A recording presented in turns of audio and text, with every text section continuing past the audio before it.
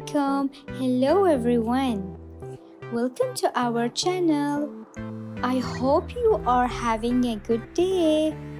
Are we ready to see our new Gilt bream fish fry? Let's go.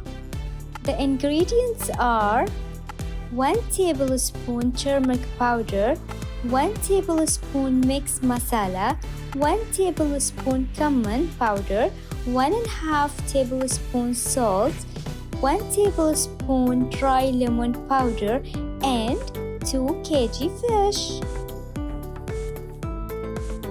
I already cleaned the fish thoroughly and add salt and dry lemon powder to the inside. Mix in the masala, cumin powder and turmeric powder and mix them well. Heat the oil in a pan before frying the fish. Fry the fish until it's turned brown color. Look at how our fish turned out. I made the red rice as an option.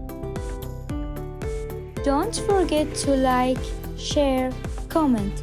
Thank you for watching.